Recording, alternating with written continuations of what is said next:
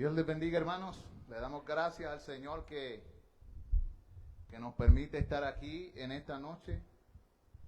Hoy es 6 de enero y este sería, creo que el primer estudio, ¿verdad?, bíblico del año. Sería el primer estudio bíblico del año. Pero note lo siguiente. No tan solo es el primer estudio bíblico del año, es el primer estudio de una serie nueva de estudios. Porque durante los últimos 2 años y medio o 3, hemos estado estudiando acerca de enseñanzas, preguntas y respuestas de la palabra. Y hoy vamos a comenzar con una nueva serie de estudios que tiene como propósito ir por todas las escrituras desde Génesis hasta Apocalipsis para hablar de lo que se conoce como el Evangelio eterno. Vamos a estudiar el mensaje de toda la Biblia, el mensaje de la Biblia, comenzando por Génesis 1:1. Y le vamos a pedir la bendición de Dios para este estudio y para esta serie de estudios que vamos a estar llevando a cabo. Le pido a Dios que me dé entendimiento a mí y que también le dé entendimiento a cada uno de mis hermanos que se dan cita hoy. Así que vayan al libro de Génesis, capítulo 1. ¿Verdad? Padre Santo, te doy gracias por un tiempo como este. Y te pedimos, Señor, en el nombre de Jesús, que tú hables a nuestros corazones en esta noche de estudio bíblico, en esta nueva serie de estudios, y que tú inclines nuestros corazones para aprender más y más de ti. Enséñanos a darle importancia a lo que merece importancia, y no hay nada más importante que el estudio de tu palabra, porque ella nos puede hacer sabios para la salvación que es en Cristo Jesús.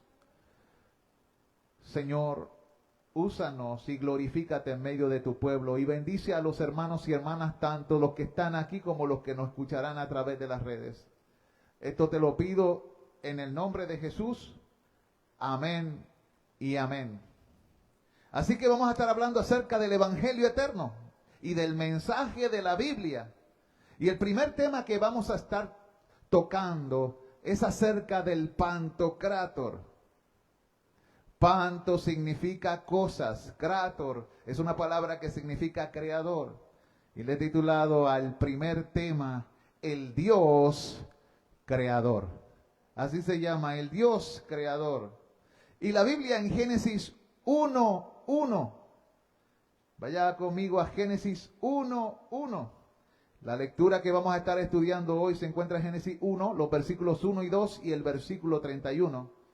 Allí dice la palabra poderosa de Cristo: en el principio. Me voy a quedar ahí por un momento. Ahí lo dice, en el principio. Estas 3 palabras sirven como el punto de partida y preparan el terreno para la historia de todo lo que viene a continuación. Así que todo esto, registrado en el libro, comienza ¿cuándo? En el principio. Y sirven esas 3 palabras como el fundamento para todo lo que usted y yo conocemos o conoceremos. Para todo lo que usted y yo experimentamos y experimentaremos. Para todo lo que usted y yo amamos y amaremos. Y para todo lo que usted y yo entendemos y entenderemos. Estas 3 palabras, en el principio, son el fundamento de lo que conocemos, experimentamos, amamos y entendemos. Sin embargo, estas 3 palabras pierden su significado sin otra que aparece casi inmediatamente en las Escrituras. Hay un verbo, dice, creó, ¿verdad? Pero no es la palabra que le da significado a todo. ¿Sabe cuál es la palabra que le da significado a todo? Dios. Así que tenemos en el principio Dios. ¿Qué estoy diciendo? No hay conocimiento, no hay experiencia, no hay amor y mucho menos entendimiento si Dios no está en la ecuación. De hecho, en el Salmo dice que cuando Dios no está en la ecuación, lo que hay son puros necios. Dice el necio en su corazón, no hay Dios. Y por eso dice la Escritura. En estas palabras son tan cruciales para entender toda la realidad. ¿Quién define la realidad? ¿Quién define la realidad en que usted y yo vivimos? La define Dios. Nosotros vivimos por la palabra suya. Y muy importante esta verdad para enseñarnos sobre la naturaleza de Dios. Allí se nos habla sobre la naturaleza de Dios. ¿Qué se nos dice acerca de la naturaleza de Dios? ¿Dónde estaba Dios aquí? ¿Qué había antes de Dios? Nada, porque Dios siempre ha sido. Porque en el principio, ¿qué? Dios. Mire, Dios estaba allí al principio de la trama de la Escritura. ¿Y quién más estaba allí? Estaba el Hijo de Dios. En el Nuevo Testamento dice esto con claridad, que no tan solo el Padre estaba allí, estaba Dios, pero estaba también Dios el ¿qué? El Hijo. Vaya conmigo a Colosenses 1, 16 al 17. Vamos a estar estudiando la Biblia en su contexto y vamos a estar hablando acerca de la obra de redención y el evangelio glorioso desde el principio. Así que no se lo pierda, hermano. Esto es una serie de mensajes. No se pierda en el camino. La Biblia dice allí, de Cristo, porque en Él fueron creadas todas las cosas, las que hay en los cielos y las que hay en la tierra, visibles e invisibles. Así que todo lo que se va a hablar en Génesis 1 fue creado ¿en quién? En Cristo. Las cosas visibles y también las cosas invisibles. Mira lo que fue creado, sean tronos, los visibles y los invisibles,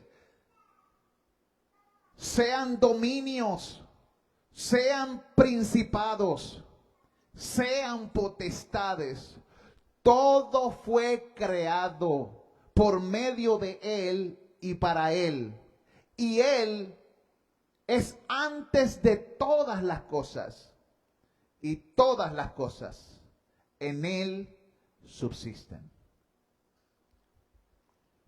En Génesis se nos muestran algunas de las maneras en que Cristo es central, o de la centralidad de Cristo en las Escrituras. De hecho, la centralidad de Jesús en las Escrituras es el plan ¿de quién? De Dios, porque el Dios ha querido glorificar a su Hijo. Por lo tanto, tu vida y mi vida se trata de este que nos creó y de este a quien el Padre quiere glorificar. Pero también se trata de aquel a quien el Hijo quiere glorificar. ¿A quién quiere glorificar el Hijo? Al Padre. ¿Y a quién quiere glorificar el Padre? Al Hijo. Veamos a través de las Escrituras, tanto en el Antiguo Testamento como en el Nuevo Testamento, la centralidad de Jesús. Primero en Génesis 3 se nos habla del primer Adán. Génesis 3, la Escritura nos habla del primer Adán. ¿Y qué trajo Adán a este mundo? ¿Qué dice la Biblia que trajo Adán a este mundo? ¿Quién me puede decir? Trajo la muerte. Pero luego tenemos en el Nuevo Testamento una contraparte. El segundo Adán. ¿Quién es el segundo Adán? Jesús. ¿Qué trajo Cristo?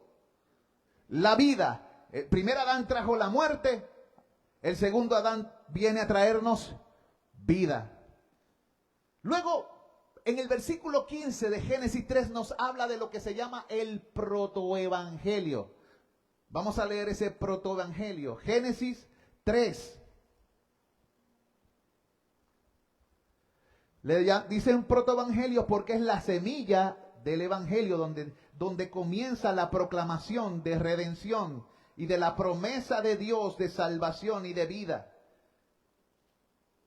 En Génesis 3:15 dice la escritura y leo: y pondré enemistad entre ti y la mujer, y entre tu simiente y la simiente suya. Esta te herirá en la cabeza y tú la herirás en el calcañar.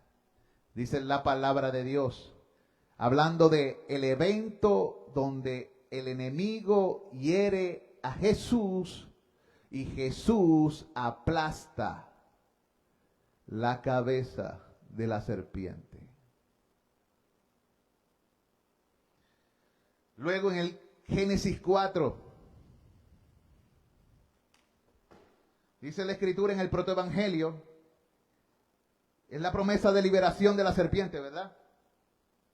Pero en el Nuevo Testamento tenemos la partida o la contrapartida, el cumplimiento de esa promesa. Se encuentra en Primera de Juan 3:8. Primera de Juan 3:8. Vaya conmigo a ese pasaje.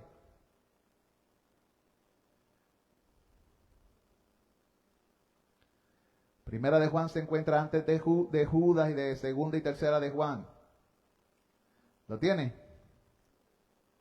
Voy a leerlo. Dice allí la palabra de Dios.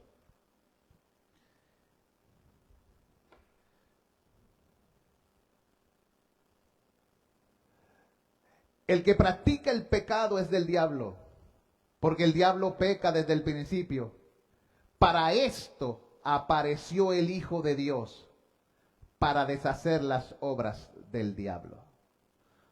La promesa fue dada en Génesis, que aplastaría la cabeza de la serpiente. Y en Juan, en el Nuevo Testamento, nos dicen que para esto mismo fue que vino Cristo, para deshacer las obras del diablo. En el Antiguo Testamento, en Génesis 4, la Biblia nos habla del primer justo asesinado. ¿Cuál era su nombre? Abel. ¿Y qué hace la sangre de Abel cuando se derrama sobre la tierra? ¿Por qué clama? Clama por justicia. Pero luego en el Nuevo Testamento, especialmente en Hebreos 12:24, nos habla de la sangre derramada de Jesús. ¿Y por qué clama la sangre derramada de Jesús? Clama por perdón. Así que la sangre de Abel clama por justicia, que se le haga justicia, pero la sangre de Cristo clama por perdón. Pero Cristo también es la respuesta, porque aquel que derramó su sangre es la justicia ¿de quién? De Dios, el nombre de Jesús.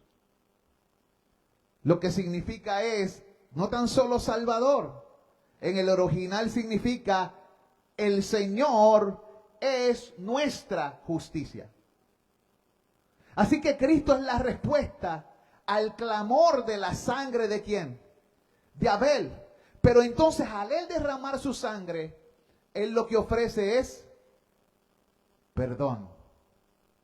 ¿Lo está viendo? Vaya conmigo a Hebreos 12:24. Lo va a poder ver. Allí dice, a Jesús, mediador del nuevo pacto, y a la sangre rociada que habla mejor que la de Abel. Una clama por justicia, la otra clama ¿por qué? Por perdón. Continuando en el libro de Génesis, en el versículo 22, se nos da una figura del sacrificio. Se nos habla de un casi sacrificio. ¿La vida de quién? De Isaac. Un casi sacrificio. La vida de Isaac. Eso está en Génesis 22. Pero en el Nuevo Testamento se nos habla de un sacrificio de facto. Sacrificio de facto. El sacrificio de Jesús. En la antigüedad, en Génesis, se nos habla de que Dios se proveería ¿de qué? De cordero. Pero en Juan 1:29, cuando Jesucristo se acerca, el Bautista dice, he aquí el Cordero de Dios. Luego, escuche bien, qué tremendo esto. Josué, Génesis 50:20, sufre un proceso, pasa por cárcel y llega al reino. Y esto según el plan de Dios. Él mismo lo confiesa en el 50:20. Él dice que todo lo que él le sucedió era parte del plan de Dios. Para salvar a sus hermanos. ¿De qué? De la hambruna y de la muerte. Pero en el Nuevo Testamento, en el libro de los Hechos, capítulo 2, versículo 23, nos enseña que Jesús también sufrió como parte del plan de Dios para salvar a todo aquel que en él cree, sea judío o sea griego, para cumplir la promesa que el Padre había dado por medio del Hijo. Ok. Acuérdense que todo este texto, desde el principio, tiene como propósito señalar la centralidad de Cristo.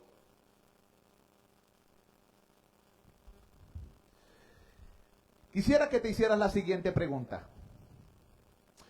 ¿Cómo pueden las conexiones con Cristo que hay a lo largo de la Escritura ayudarte a ti a entender la palabra de Dios? Cuando tú miras la Biblia, ¿tú la estás conectando con Cristo o tú te crees que son simplemente hechos aislados? Todo esto es una historia, una sola historia. Y tenemos que entender eso cuando estudiamos la Biblia. Otro asunto que toca la palabra de Dios en Génesis es la doctrina de la creación. La Biblia dice, en el principio creó Dios.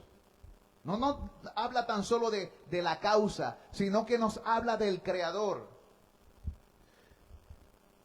Y nos habla de la doctrina de la creación de la nada. ¿Ha escuchado ese término? Dios nos creó ¿de dónde?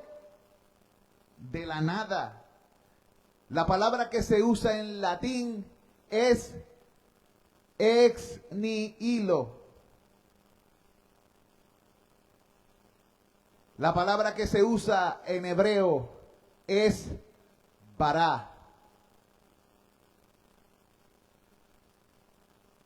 Esa palabra bará significa crear. En hebreo hay dos palabras que significan crear. Una es la azot. La azot es fabricar o hacer algo. Pero esa palabra la azot se usa cuando tú tomas los materiales y construyes algo. Pero cuando se usa la palabra bará, se usa de algo que se construye sin tener los materiales, simplemente por el poder de ¿qué? De la palabra. Y lo que dice en Génesis es, en el principio bará Elohim, creó Dios. ¿De qué? De la nada, ex nihilo. Así que nosotros los seres humanos creamos música utilizando ¿qué? Notas. ¿Verdad? Hacemos obras de arte, como ejemplo, usando pintura y lienzo. Tenemos los materiales. Eso es la azot. Construimos libros utilizando palabras, lenguaje, papel y encuadernación. O sea, fabricamos cosas. Sin embargo, Dios no es como nosotros. Él crea de la nada. Él da forma a algo nuevo. Él hace una creación única. Todo lo que existe surge gracias a Él. Las rocas, los árboles, el aire, a partir de otras cosas, nosotros siempre formamos algo. Pero Dios es diferente de nosotros. No solo eso, sino que las realidades abstractas también son creadas por Él. Dios creó el valor. Escuche bien. Allí en el principio Dios creó el valor. Las cosas valen porque Dios las estima. Dios creó el amor. La razón de tu construcción como parte de la creación de Dios y luego tu creación para llegar a ser parte de la familia de Dios tiene que ver ¿con qué? Con el amor que Él tenía. Él creó amor en el hombre. Lo que Él tenía sí se lo compartió ¿a quién? Al hombre. La risa. Él es el que da la risa como un regalo. Así que todas estas cosas nacen del corazón ¿de quién? Del corazón de Dios. Del corazón de Dios nace la estima o el valor, el amor y la risa. Y allí, en ese versículo 1, es que empieza tu historia y mi historia. Empieza con nada. Nada excepto Dios. Y después, todo lo que a Dios se le ocurrió con lo que nos bendice. Vamos a leer Génesis 1, del 1 al 2 y el versículo 31. ¿Quién me lo puede leer?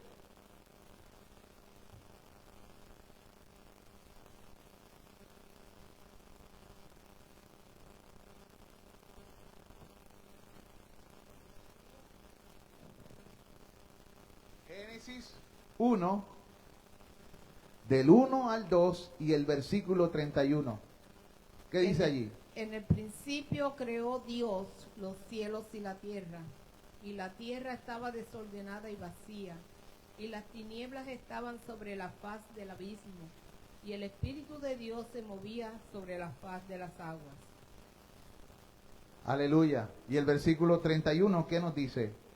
Y vio Dios todo lo que había hecho, y he aquí que era bueno en gran manera, y fue la tarde y la mañana el día sexto.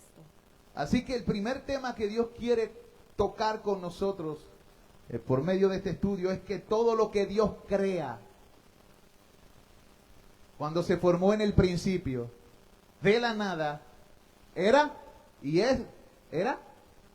bueno. Ese es el primer tema que vamos a tocar. Durante esta enseñanza vamos a hacernos 4 preguntas. 4 preguntas deben contestarse. Número 1, ¿cuáles son algunas de las cosas que podemos aprender de la naturaleza y el carácter de Dios tan solo en esos versículos? Porque si hablamos de la naturaleza y el carácter de Dios en todos los versículos, vamos a estar aquí hasta el día del juicio, y cuidado. Segundo, ¿por qué dedicar tiempo a meditar en la creación de Dios puede ser un ejercicio valioso para ti como cristiano? Vamos a sacar de aquí el por qué meditar un tiempo en la creación de Dios será beneficioso para ti, cristiano. Número 3, ¿Por qué es importante que tú y yo recordemos que no solo que Dios creó todo, sino que todo lo que creó era bueno? Es importante que lo recordemos. Vamos a aprender sobre eso. Y pregunta 4, ¿cómo podría descarrilarse nuestras vidas si no reconocemos la verdad de que Dios es bueno? ¿Cómo podría descarrilarse nuestra vida si no reconocemos esta verdad? ¿Qué verdad? La que Dios todo lo creó bueno. Quiero decir esto y comienzo con, ahora comenzamos, aquello fue la introducción. Hermanos, Dios no es solo nuestro creador. Él no es solo nuestro creador. Él es nuestro buen creador. Estoy hablando del carácter de Dios. Él es nuestro buen creador. ¿Qué significa eso? Que Dios es bueno. Y que con lo que Él crea, lo crea conforme a su carácter. Cuando abrazamos a Dios como nuestro creador, también debemos aceptar la verdad de que le debemos obediencia. Así que eso es una de las cosas que tenemos que aprender. ¿Por qué es que la gente no cree muchas veces en Dios o no quiere creer en Dios?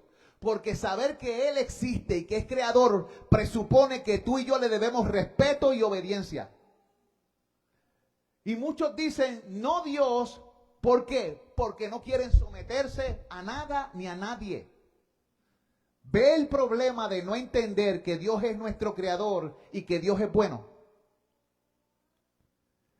Cuando no entendemos esto correctamente, pensamos que vamos por la vida y podemos hacer lo que bien nos place, porque es nuestra vida. Tomamos decisiones emocionales y sentimentales y no basadas en la palabra de Dios, porque no entendemos la doctrina de Dios como creador y no entendemos que le debemos a Él la obediencia. Mire, amado, si no vemos la creación como la actividad de Dios, entonces podemos justificar fácilmente cualquier clase de desobediencia y lo vamos a hacer. Si Dios no existe y si Dios no creó, ¿a quién yo le debo algo?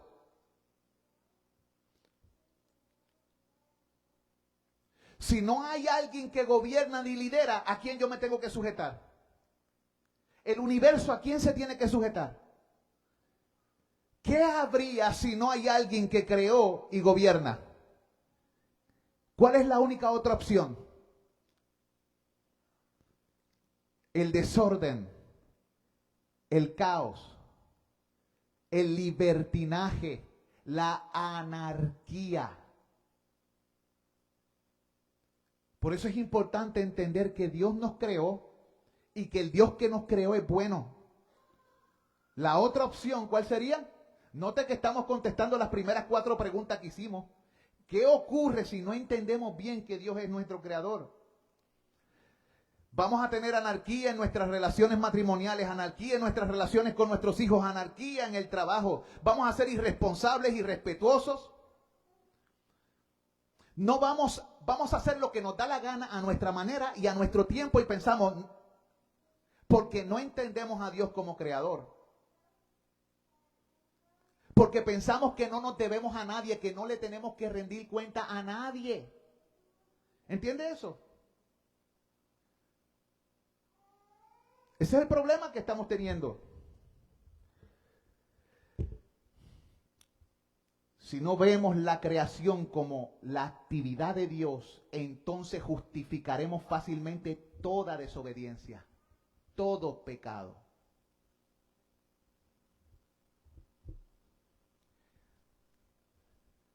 Te pregunto, ¿de qué otra manera podrías describir cómo se creó todo? Si primero no te presentan a la persona que precedió todo. Escucha bien, ¿de qué manera tú podrías describir cómo se creó todo si primero no te presentan a la persona que creó todo. Te lo voy a poner así. Cuando tú ves una pintura hermosa en un lienzo, lo primero que tú piensas es ¿quién la pintó? Entonces muchas veces buscamos el nombre a ver si está escrito. Porque esa pintura apunta ¿a quién? Al que la hizo. Todo lo que es hecho apunta a su hacedor. Cuando yo miro este púlpito, no es un púlpito, esto es un podio. Yo me acuerdo quién hizo este podio. Este podio demuestra la destreza de aquel hombre que está allí atrás. Yo sé que él la hizo.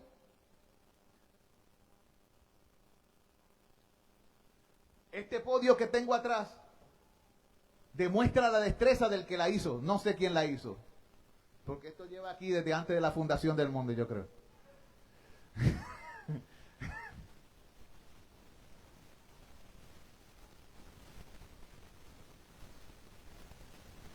Mire, amado,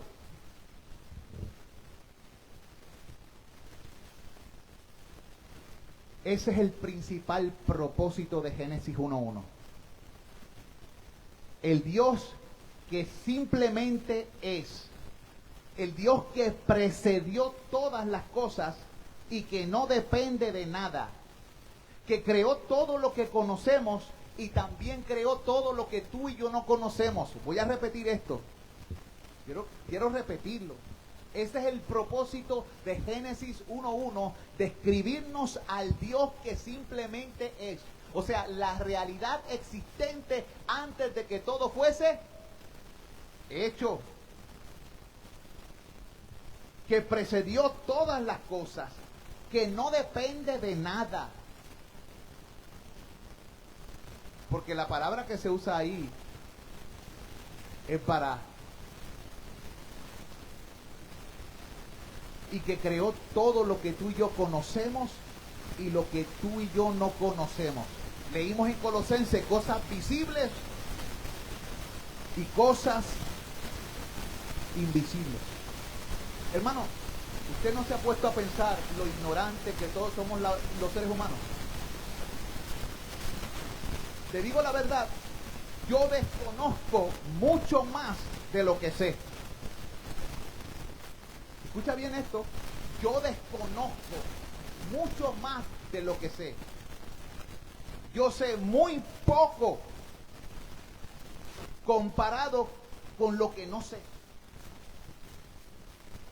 Había un filósofo que decía, yo solo sé que no sé nada. Si yo voy a la universidad, ¿cuántos campos de estudio existen en distintas universidades del mundo? Pero yo elijo estudiar en una o dos de ellas. ¿Y el resto qué hago?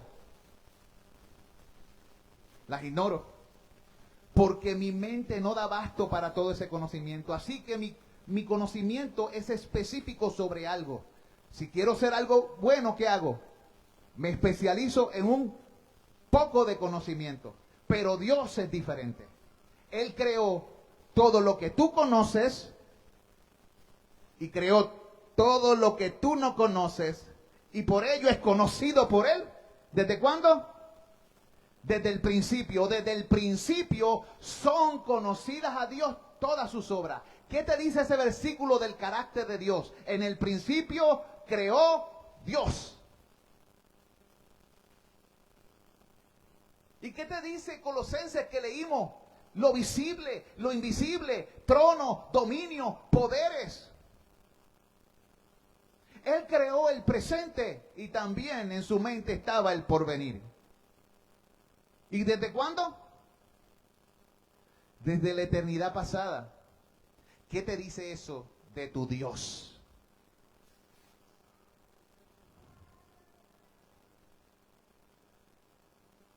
Aleluya. Alabado sea el nombre del Señor. Mire, ¿usted se ha preguntado quién era la audiencia de este libro de Génesis cuando se escribió? ¿quién era la audiencia del libro de Génesis cuando se escribió? ¿Tiene idea? Piense. ¿Quién escribió el libro de Génesis? Moisés. Lo escribió Dios usando ¿a quién? A Moisés. ¿Dónde se encontraba Moisés cuando escribió el libro? ¿Y con quién? Con los israelitas, ¿no? Con el pueblo de Israel. Así que, ¿quién era la audiencia del libro de Génesis cuando fue escrito? ¿El pueblo de Israel? O sea que la escritura que vemos aquí tiene un contexto. Génesis se escribió para un pueblo en su tiempo, en su contexto, aunque da respuestas para los pueblos en todos los tiempos. Y lo escribió porque había una confusión y una ignorancia. ¿En dónde?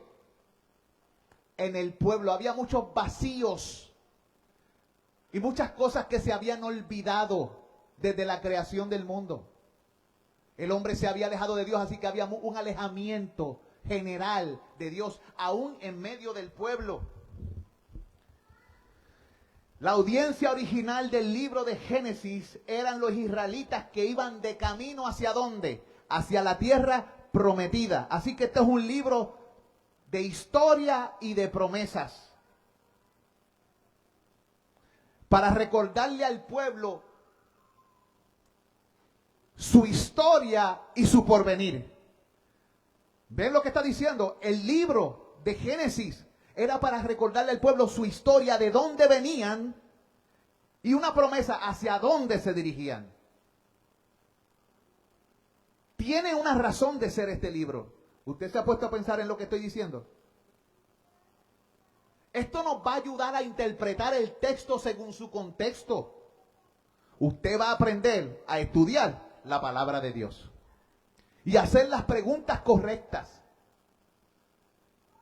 Mire, amado y amada de Cristo, lo más probable es que estas personas no se hicieran las preguntas que despiertan tu interés. Te voy a explicar. Lo más seguro, ellos nunca se preguntaron en aquel entonces cuál era la edad de la tierra. Esas preguntas, ¿quiénes se las hacen?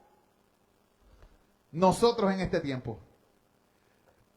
¿Cuántos años lleva este mundo como mundo? Pero ellos no tenían problema con eso.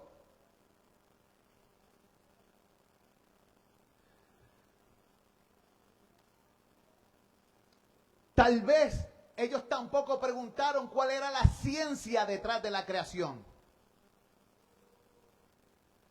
Ellos no estaban pensando cómo se mezclaron y se funcionaron todas las cosas y el proceso que ocurrió. Ese no era el propósito del libro. Ellos no estaban viendo la ciencia detrás de la creación. Entonces, ¿cuál es el propósito original del relato de la creación en Génesis? Por cierto, el libro en hebreo, la Biblia hebrea, al libro de Génesis, lo titula como las primeras palabras del libro. ¿Cómo comienza el libro? En el principio. Y en hebreo hay una expresión para eso. Bereshit. Así se llama el libro en hebreo. Bereshit. En el principio. O comienzos. Y por eso le ponen Génesis. Los griegos. En su lengua, ¿no? Nosotros podríamos titularla en español Principios. ¿Cuál fue el propósito original del relato de la creación? ¿Con qué preguntas entonces luchaban los israelitas? Porque acuérdense que Génesis tiene un propósito, que ellos se acordaran de su historia, de su llamado y de su porvenir. ¿Cuáles son las preguntas que este pueblo se pudo haber estado haciendo en ese tiempo? ¿Será nuestro Dios el Dios verdadero? Mira la pregunta que un pueblo como Israel se podría estar haciendo. ¿Será nuestro Dios el Dios verdadero? ¿Será el mejor Dios? ¿Será Él el Dios más poderoso? ¿Por qué usted cree que ellos podrían hacerse preguntas como esa? ¿Ah? ¿Tiene una idea? ¿Dónde ellos vivían en ese momento? ¿Dónde fue que fueron criados la mayoría de los que estaban en el desierto? En el Egipto. ¿Qué había en Egipto? La adoración a muchos. Ellos fueron criados en una cultura donde se habla de muchos dioses, aunque muchos de los padres se encargaron de contarle la historia de que a ellos estaban allí por el llamado del Dios de ellos, el Dios de Abraham. Pero ellos habían sido creados con una mentalidad de servir ¿a qué? A muchos dioses. Y esa mentalidad se le había grabado en sus corazones. Por eso el pueblo de Israel tenía un corazón súper idólatra. Y cuando salió, lo primero que hizo cuando Moisés subió al monte, ¿qué fue? Construir un becerro de oro y adorarlo.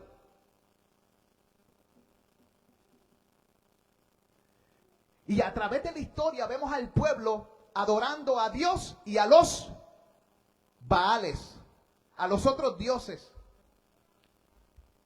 Ve la mentalidad de la gente de esa época. Acuérdense que Dios le estaba hablando a personas de una época en específico, aunque nosotros después nos enseñó a nosotros qué era. Más adelante, en el Nuevo Testamento se explica más todavía esto. Mire, amado, después de vivir tanto entre los dioses de los egipcios y de conocer los dioses de las naciones extranjeras que los rodeaban, a los israelitas les costaba creer que su Dios fuera el Dios verdadero y el único Dios. Y lo sabemos por sus acciones, porque ellos adoraban otros dioses, adoraban Baales, que significa señores. En este tiempo Baal, tú dices Baal y en hebreo significa esposo. Pero ellos tenían a esos dioses como sus esposos o esposas.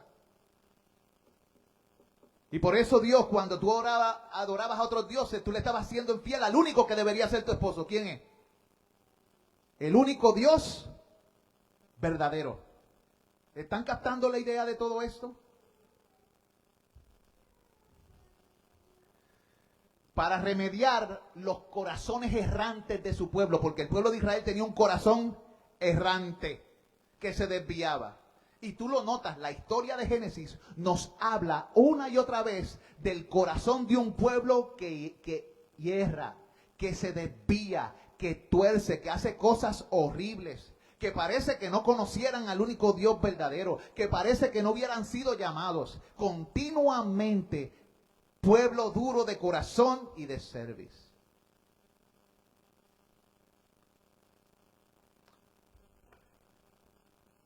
Se parece mucho a la historia nuestra en este tiempo.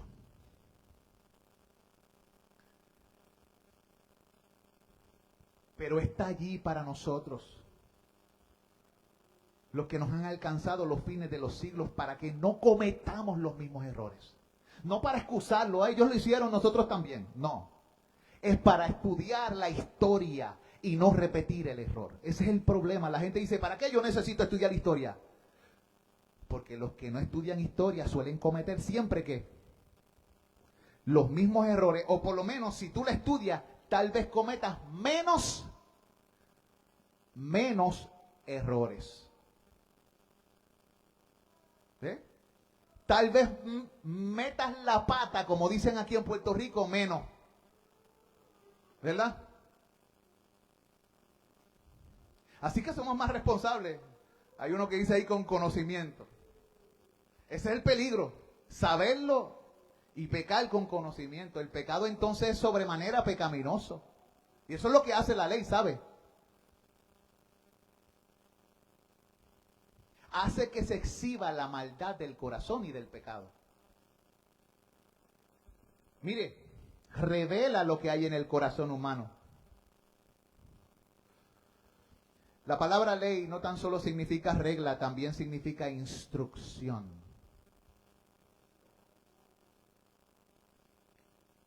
Y el propósito de la Biblia es instruir en justicia.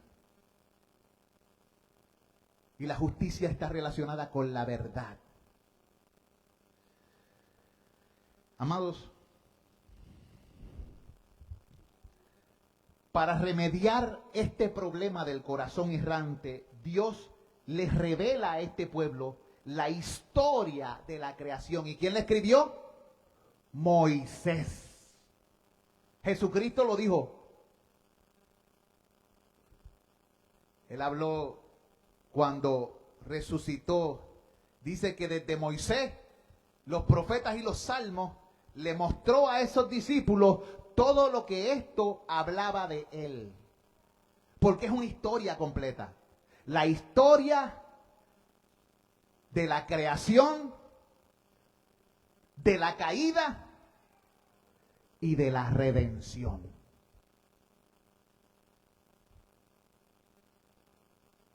Y eso es lo que Dios quiere enseñarnos a través de estos estudios que vamos a estar dando. Vamos a profundizar con la gracia de Dios en ciertos textos a través de la Escritura para saber nuestra historia. No se lo pierda, hermano. Así que Dios reveló la historia de la creación y escribió o usó a Moisés para escribir Génesis 1:1.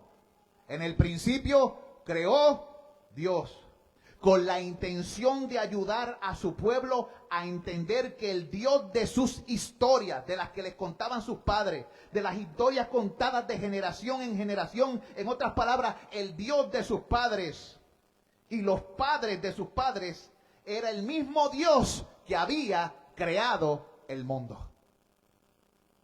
Eso es lo que él quería que ellos supieran. Les voy a contar por medio de este escrito a qué Dios ustedes adoran.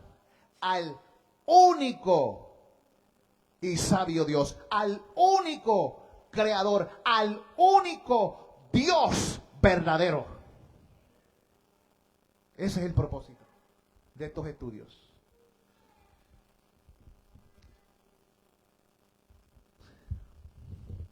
No somos tú y yo diferentes a la audiencia original de Génesis. Aunque tal vez muchos de nosotros no nos vemos tentados a inclinarnos ante estatuas de madera, como lo hicieron los israelitas en su tiempo, estatuas de madera, estatuas de madera, de piedra, de lo que sea, de metal, de oro, de plata, de bronce.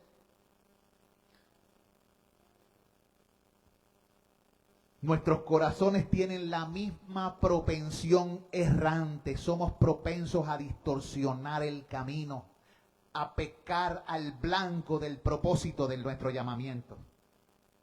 Nos extraviamos.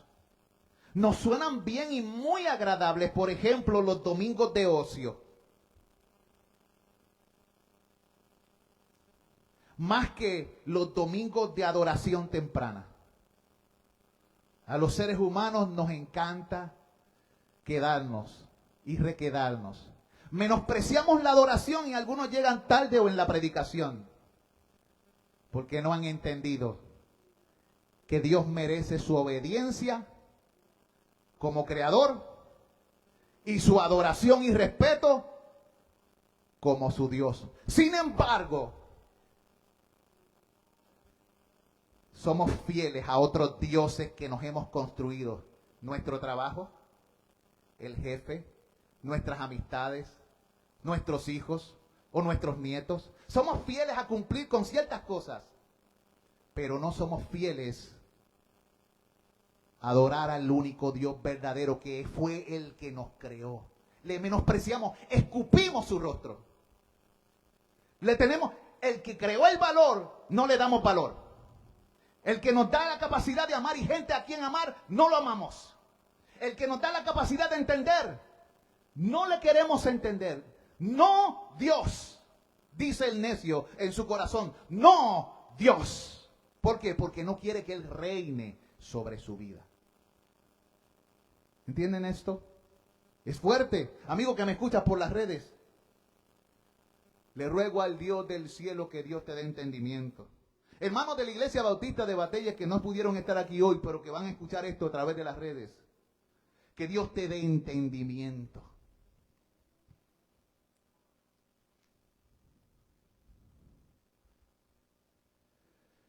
Oh Señor de las edades. Cuán propensa a errar son nuestros corazones.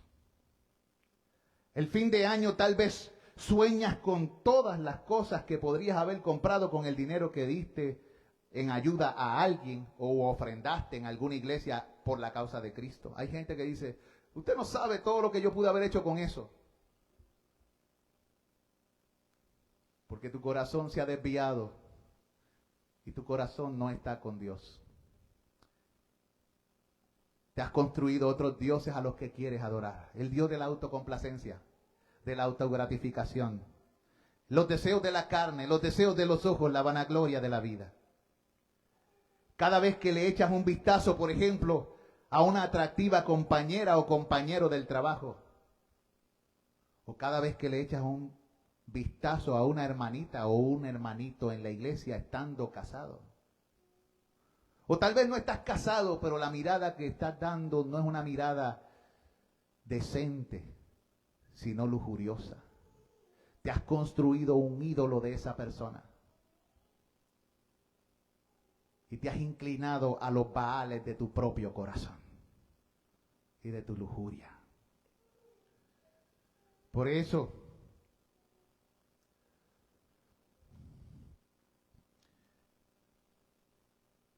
por momentos, la obediencia te parece costosa. Te parece costosa. Y tu corazón se pregunta, ¿será real Dios? ¿Acaso me amará Dios? ¿Valdrá la pena seguir a Dios si existe? Porque no queremos rendir cuenta. Pero cuando tenemos estas preguntas y nos cuesta creer en la autenticidad de Dios, Él quiere que tú y yo volvamos a Génesis 1:1 y considerar que en el principio Dios, que en el principio creó Dios y como creador merece respeto y obediencia. No se crean que somos los únicos que nos desviamos. Malaquías capítulo 3 versículos creo que 13 al 15. Voy a leer algo aquí rápido. Estamos acabando por hoy, si Dios lo permite. Dice en Malaquías: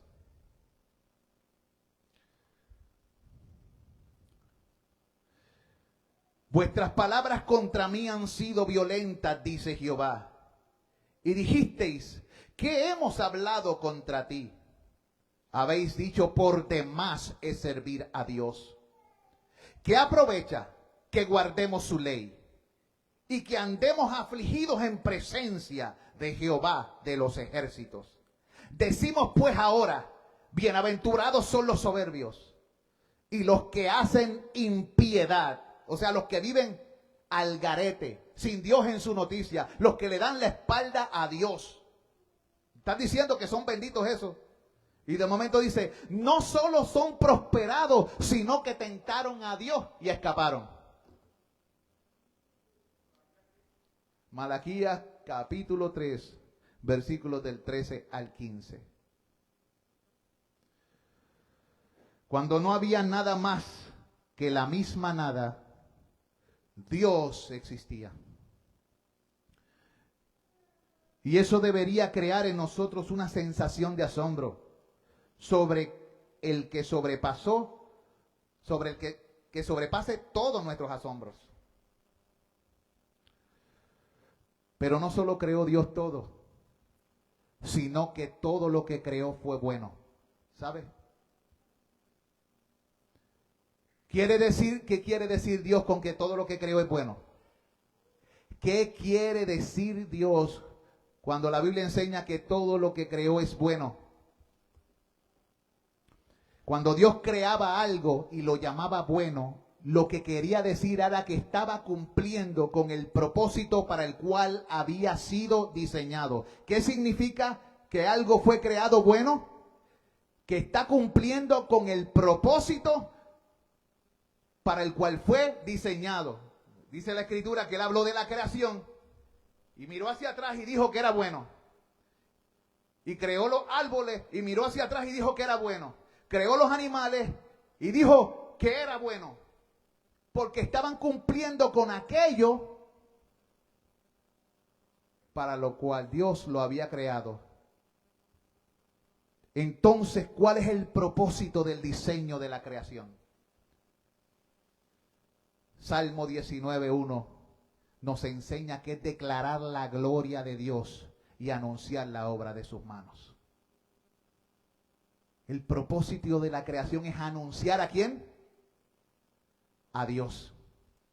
Lo voy a dejar aquí. Y si Dios lo permite, la semana que viene continuamos con este estudio por el mismo canal y a la misma hora. Dios me los bendiga, hermanos. La gracia de nuestro gran Dios y Salvador Jesucristo sea con cada uno de ustedes. Oremos. Soberano Dios, grande es tu fidelidad. Tú eres nuestro creador, nuestra salvación y nuestra vida. Tú eres nuestro libertador y redentor. Tú eres el que eres. Y fuera de ti no hay Dios. Tú dijiste en tu palabra, no hay dioses contigo. Tú dijiste, no conozco ninguno. A veces nos despillamos y creemos que hay otros, pero tú dices en tu palabra y afirma que no lo hay y que no conoces ninguno, que solo hay un único y verdadero Dios. Gracias, Señor. Gracias, Señor, por tu misericordia. Gracias porque no hay como tú en los cielos ni en la tierra. Gracias por el privilegio que nos das, Señor, de conocerte, de amarte, de experimentarte y de buscar entenderte. Porque en estas cosas tú te complaces, en que te busquemos y te entendamos que tú eres el Señor que hace justicia y misericordia. Y que habitas junto al humilde, al que tiembla ante tu palabra. Ayúdanos, Señor, a temblar y a temerte en gran manera y a servirte con fervor. A ti sea la gloria. Y bendice a tu pueblo que aquí se da cita hoy para estudiar las palabras de la vida. Bendice también a los que no pudieron asistir.